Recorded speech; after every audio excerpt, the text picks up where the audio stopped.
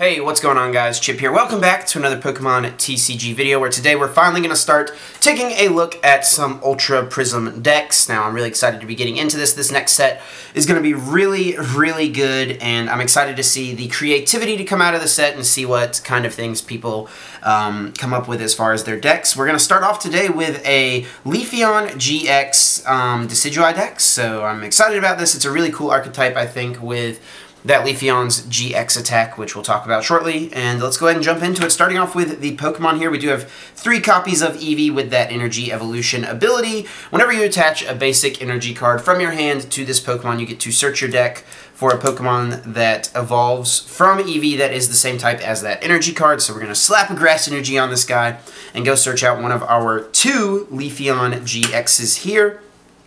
And this card is so good with that Grand Bloom GX attack.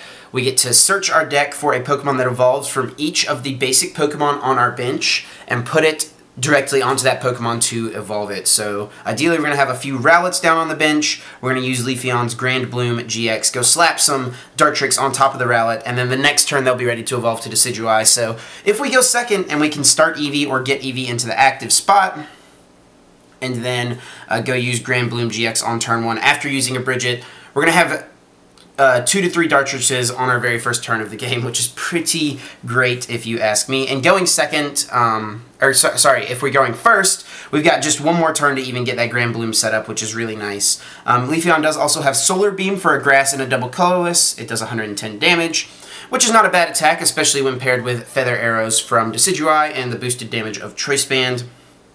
And then we also have Breath of the Leaves, the ability here on Leafeon GX. If it is our active Pokemon, once during our turn before we attack, we get to heal 50 damage from one of our Pokemon that has energy on it. So this is actually a really useful ability as well. It's great to promote after something's been like knocked out. We've got some damage on the bench we want to heal off. We can Guzma into a Leafeon with our Floatstone, and then heal whatever we just attacked with last turn, and then go back into it. And when we're attacking with Leafeon, we get to just use it and heal Leafeon instantly. So definitely a really solid ability here, and I think Leafeon is a solid attacker in this deck, not just here for that GX attack. Definitely can hold its own with Solar Beam as well.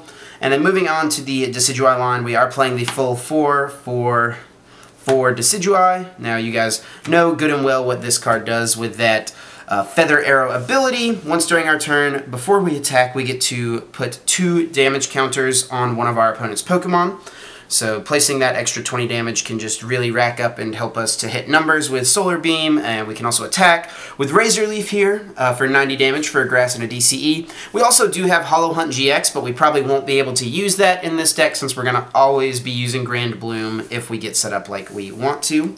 So there's the full 4/4/4 Decidueye line, which I think is needed just because once we really want to just get our Decidueyes set up and going, and whatever pieces of the line we end up not using, like we want to try to get as many of it set up as we can, but whatever we don't use, we end up trading away with a 1/1 Zoroark GX line. Now this may seem a little odd, but if turn 1 we can Bridget down Zorua, and then turn 2 get off the Leafeon's GX attack, we get to just slap Zoroark GX onto it, and then we have access to it the rest of the game.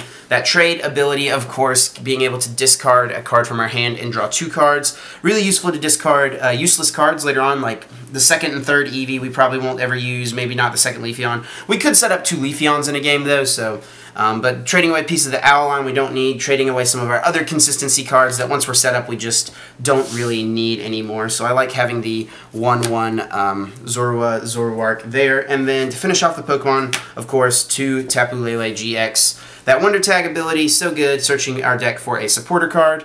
And also, Energy Drive is a solid attack in this deck. 20 damage times the amount of energy on both active Pokemon. When combined with Feather Arrow, we get to just rack up that damage a lot. So you guys know good and well what Tapu Lele does and why it is so good. Moving on to the supporters here, we are playing, starting off, 3 copies of the new Cynthia supporter. This is a reprint of Professor Oak's New Theory for those who were playing back in the Heart Gold, Soul Silver days.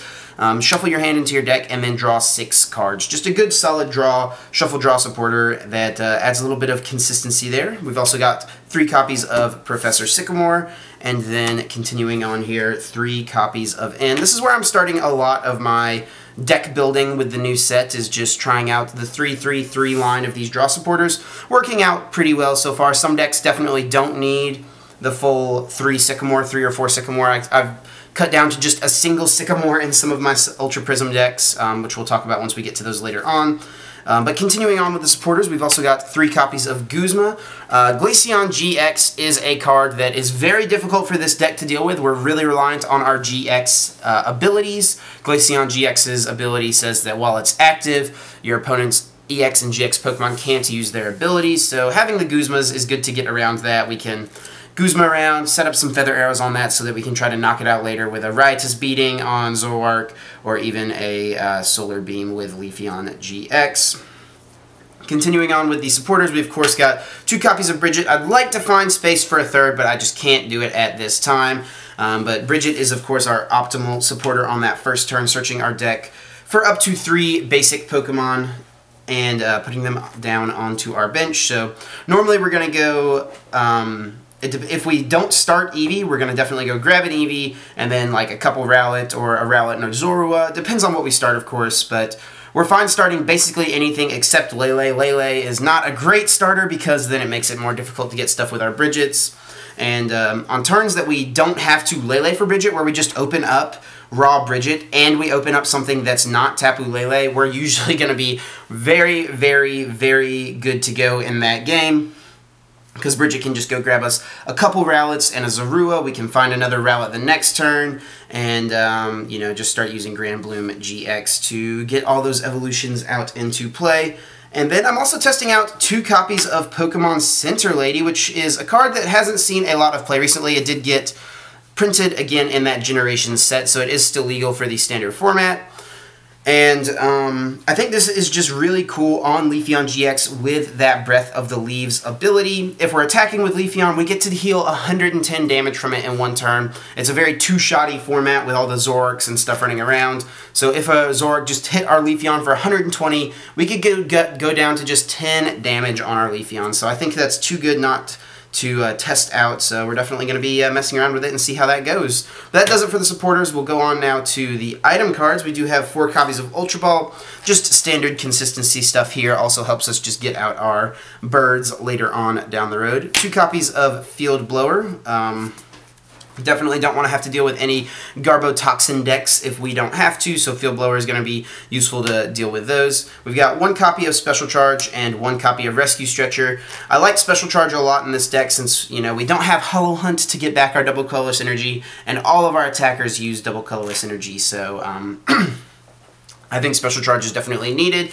And I also considered Revitalizer over Rescue Stretcher, but I think ultimately Rescue Stretcher is fine. We can shuffle back 3 Pokemon if we need more than 1, but oftentimes we really only do need the 1. And I like the option to get back the Zoroark line if it goes down early, or we have to discard a piece of it early on. So moving on here, down to the tools, we've got 3 copies of Choice Band and 1 Floatstone. I've considered cutting a Choice Band for another Floatstone, if just for the fact of being able to find it on the first turn if we don't start Eevee, but that's only useful when we're going second, so I think a lot of the time if we're going first, like, we don't need to attach Floatstone because we can just use energy to retreat whatever's active. And Choice Band is just too good to get that extra damage. You know, it lets our Solar Beam on Leafeon go up to 140, lets Razor Leaf hit for 120, and lets Riotous Beating hit for 150, and Energy Drive also just, it pairs well with all of our attackers, and yeah, it's definitely solid. So think that it's good to include all those copies of Choice Band. And then rounding things out, we've got the energy cards. We've got 7 Grass Energies, which seems like a lot of Grass Energies, but we just really want to be able to find them early to put onto Leafeon, or to put onto Eevee to find Leafeon. But we can also definitely just spend a couple of turns attaching to a Decidueye on the bench to set up its Razor Leaf. We can even put 2 Grass Energy on a Zoroark, a couple energies on a Tapu Lele to boost the damage there, and eventually build up those as attackers. And then 4 double colorless energies to round the deck out. And there it is, Leafeon Decidueye. I'm definitely really excited to test this deck out. I think it is going to be a pretty interesting archetype. I'm not sure how great it'll be. I think